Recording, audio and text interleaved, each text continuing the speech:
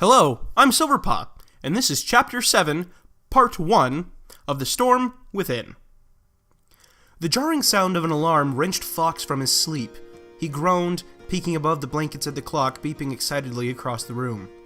The Vulpine yawned and dragged himself out of bed, stumbling across the living quarters and silencing the eager device. 9, it read.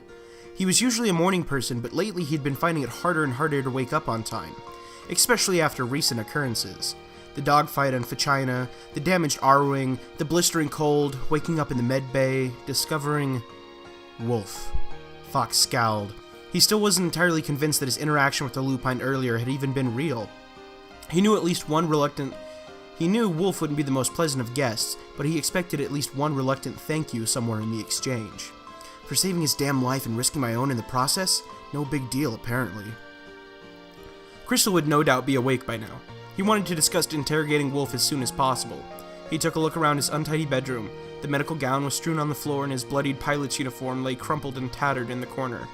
He decided he could clean it all up later, opting to walk the short distance down the hall in his pajamas rather than changing into something more formal. He quietly approached Krystal's room and knocked. It was more of a formality than anything else. Krystal had no doubt sensed his presence long before his knuckles wrapped across the steel door. Not a second passed before he heard her voice call from within. "Come in, Fox." The door slid open with a soft shroom, and the Vulpine stepped inside. "Hey, Krystal." "Morning." She sat cross-legged on the bed. "Are you feeling better? Did you sleep well?" "Well, as well as I could, given the circumstances." He stretched his back carefully. "As long as I don't move anything wrong, it doesn't hurt anymore." "That's good to hear," she replied, eyeing his pajamas with a frown. "Didn't feel like changing, huh?" He smiled sheepishly. "Nah, too much effort." "I don't blame you, after what you've been through." "Yeah."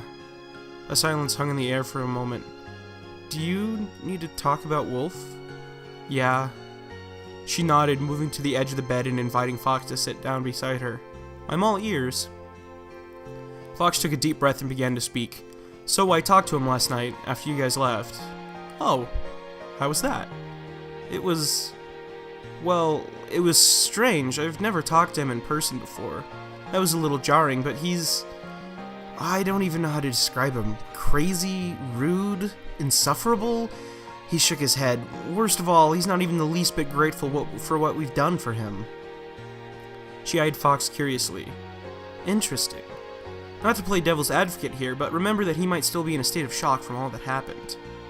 "He said some really rude things, Krystal."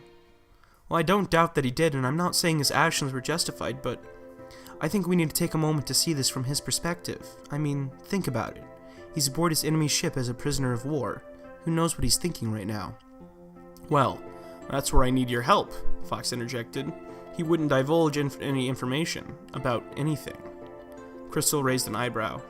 And I need you to lead an interrogation." Her eyes widened. "Fox, if he's not going to tell us what we want to know, then we have no choice to get it by reading his mind." I can't do that," she shook her head. "It's unethical." "Unethical?" Fox was taken aback. "Then how about him stealing supplies from that base on Fachina? Wasn't that unethical too? If anything, he deserves some unethical treatment. He tried to kill us. Don't forget that." "Like I said, Fox, I'm not trying to justify his actions. He's clearly done plenty wrong, but do we really want to fight fire with fire? Stealing information from him against his will? We aren't heartless mercenaries." Fox's thoughts from last night echoed through his mind. Don't sink to his level. Show him you're the better of the two. I guess you're right. We'll have to figure out a better way. When you talked to him, did he give any signs of willingness to comply in the future?" "Not really," Fox replied flatly. "Not really?" Her eyes narrowed inquisitively. "What's that supposed to mean?" "Well, I mean, he said he'd tell me what I want to know if..." Fox smirked. "I think his exact words were, if I decided to stop being such an insufferable asshole." Krystal chuckled. "Well, that's quite a request. What could you have done to possibly make someone like Wolf call you that?" "Oh, he started it," Fox retorted. "You know what he called me? An entitled celebrity. An entitled celebrity!" Krystal laughed as the Vulpine threw his hands up in the air. "There's no way I'm ever going to get along with him." "Well, If you want information from him, you're going to have to start learning how. Ugh. Fox held his head in his hands and groaned. Why? Oh, suck it up, you big baby. She slapped the back of his head playfully. It can't be that difficult. You should have seen him, Krystal. The Vulpine brought his head back up. He's a lunatic. You've dealt with plenty of crazy people before, like all your crazy fans. But my crazy fans don't hate my guts, he thought for a moment. Or try to kill me. She snickered. Fox, you're making this into such a big deal. Just put up with him for long enough to get what you need. I know you can do it. It'll only be for a few days, and he's bound to know some pretty valuable information. Fox was silent for a moment, staring at his feet pensively. He sighed. You're right. I've got to get on his good side. Krystal nodded, a smug grin on her face. It'll be fine. Trust me. I'll show you how it's done. And I'm certainly going to enjoy seeing you try to put up with him. That's for sure. Oh, shut up. Fox pushed her over and laughed out loud when she rolled off the bed with a yelp.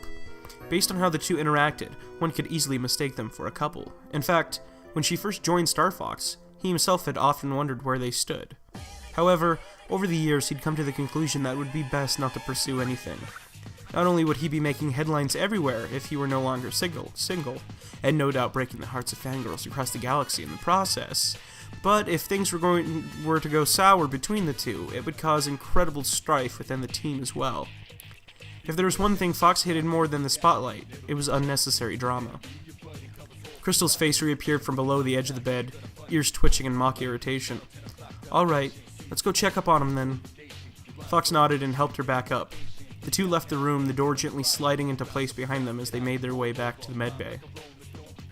Their guest was already wide awake by the time they'd gotten there. Sitting upright in the bed, his violet eye darted towards the two as soon as the door opened.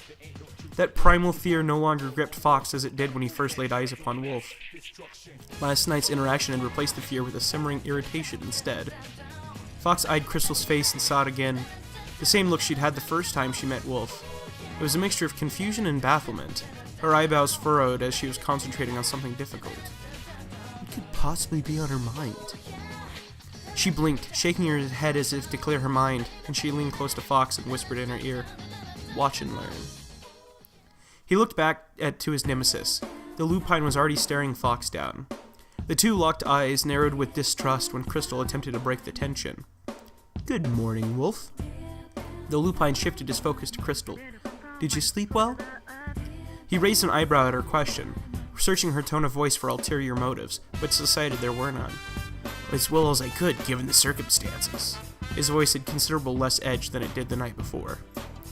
"I think it's time to replace these bandages," she said, moving towards the bloodied gauze across his chest. Wolf tensed as she drew closer, causing her to hesitate. "May I?" she asked, her hand still above his chest. He paused for a moment, eyeing her hand and then her face, before reluctantly nodding. With the lupine's approval, Krystal sat in the chair behind him and removed the bandages carefully.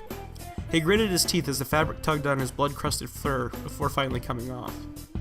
"These lacerations have healed nicely since I first dressed them," Krystal commented approvingly. "In a day or two, they shouldn't be giving you any trouble at all." "A day or two?"